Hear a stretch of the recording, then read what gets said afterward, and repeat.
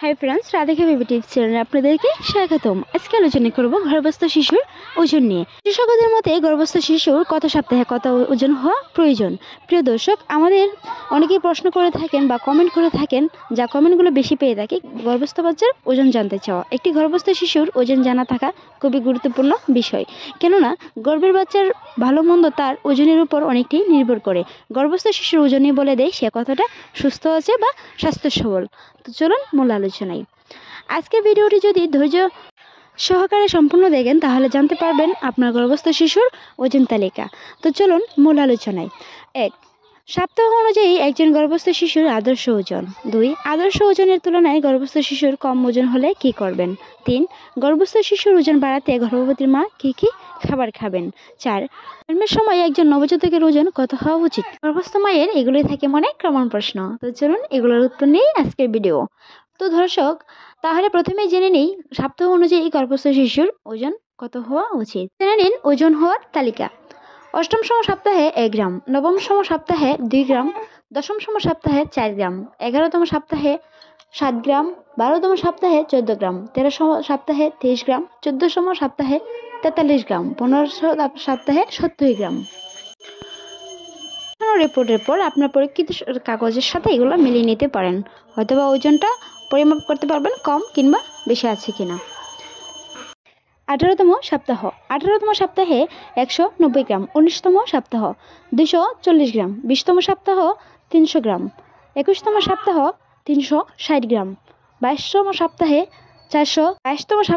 430 গ্রাম, 23তম সপ্তাহে 501 গ্রাম, যেটাকে অনেকেই আধা কেজি বোঝায়, 24তম সপ্তাহে 600 গ্রাম, 25তম সপ্তাহে 660 গ্রাম, 28তম সপ্তাহে 1005 গ্রাম, 19তম সপ্তাহে 1153 গ্রাম, 30তম সপ্তাহে 1319 গ্রাম, 31তম সপ্তাহে 1502 গ্রাম, 32তম সপ্তাহে 1702 গ্রাম, 33তম সপ্তাহে কেজি 918 গ্রাম, 34তম সপ্তাহে 2 কেজি 146 গ্রাম, 35তম সপ্তাহে 2 কেজি 383 গ্রাম, 36তম সপ্তাহে 2 কেজি 622 গ্রাম, 37তম সপ্তাহে 2 কেজি 849 গ্রাম, 38তম সপ্তাহে 3 কেজি 83 গ্রাম, 39তম সপ্তাহে 3 কেজি 288 গ্রাম, 40তম সপ্তাহে 3 কেজি 462 গ্রাম, 41তম সপ্তাহে 3 কেজি 597 গ্রাম, 42তম সপ্তাহে 3 কেজি 685 গ্রাম।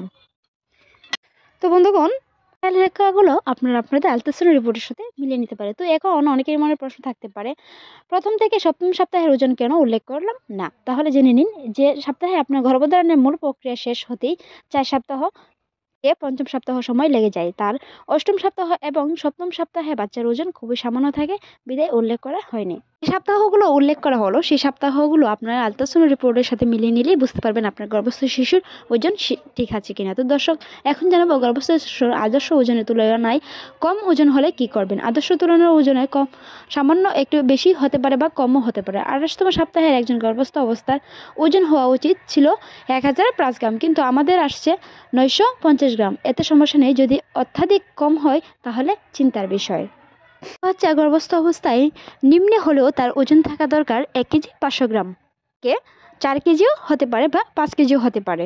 তো তার মধ্যে আপনার শিশুর গর্ভস্থ ওজনটা আপনার উপরে নির্ভর করে। তবে আপনার চিন্তামুক্ত থাকার পরামর্শ দিচ্ছি, কেননা গর্ভ অবস্থায় উচিত থাকা ভালো নয়। গর্ভ অবস্থায় একজন মা চিন্তিত মন খারাপ থাকলে, কান্নাকাটি করলে মারাত্মক ক্ষতি হওয়ার সম্মুখীন হতে পারে। এই বিষয়ে বিস্তারিত ভিডিও রয়েছে ডিসক্রিপশন বক্সে, দেখুন, বা আমাদের চ্যানেলে আরও এমন অসংখ্য ভিডিও আছে, আপনারা চাইলে দেখে নিতে পারেন। তো চলুন এখন মূল আলোচনায় গর্ভস্থ শিশুর ওজন কম হলে আপনি কি কি করণীয়। শিশুর ওজন বাড়াতে গর্ভবতী মা কি কি খাবেন। গর্ভের শিশুর ওজন আদর্শ ওজনের তুলনায় কম হলে চিন্তিত না হয়ে কিভাবে ওজন বাড়ানো যায় তা অবলম্বন করা অবশ্যই গর্ভস্থ মায়ের উচিত। এজন্য একজন গর্ভস্থ মাকে পর্যাপ্ত পুষ্টি সমৃদ্ধ খাবার, প্রচুর পানি, তরল জাতীয় খাবার বেশি বেশি খেতে হবে।